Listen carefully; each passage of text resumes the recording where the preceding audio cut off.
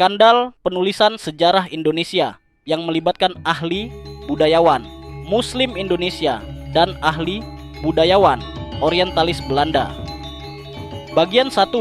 Isu tentang skandal atau kontroversi penulisan sejarah Indonesia yang melibatkan ahli budayawan Muslim Indonesia dan ahli budayawan orientalis Belanda adalah perdebatan historis dan metodologis yang mendalam, terutama berpusat pada kritik terhadap historiografi kolonial.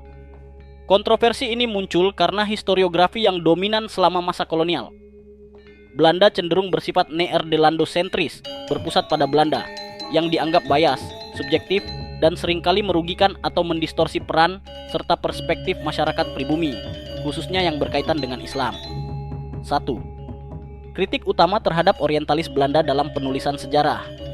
Kritik dari sejarawan dan budayawan Indonesia, terutama yang berlatar belakang Muslim, terhadap karya-karya orientalis Belanda fokus pada beberapa poin. A.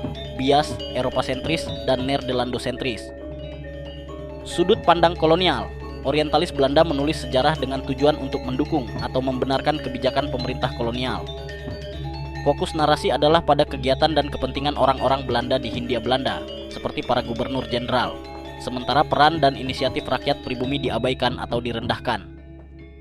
Pengabaian sumber lokal. Terdapat kecenderungan untuk lebih mengandalkan arsip dan dokumen kolonial berbahasa Belanda, sementara sumber-sumber lokal seperti babat, serat, hikayat, atau tradisi lisan seringkali diabaikan atau ditafsirkan dengan prasangka. B. Distorsi peran Islam dan tokoh Muslim. Pemisahan agama dan politik. Tokoh orientalis seperti Christiaan Snoek Hurgronje sangat berpengaruh dalam merumuskan kebijakan kolonial, termasuk strateginya untuk memisahkan Islam dari politik Islam dari Godsdienst Islam. Dalam penulisan sejarah, ada upaya untuk mereduksi peran Islam hanya pada aspek ritual dan kebudayaan, sembari menggambarkan gerakan politik atau perlawanan yang dipimpin ulama sebagai fanatisme atau retorika ekstremisme sebagai ancaman yang harus ditumpas.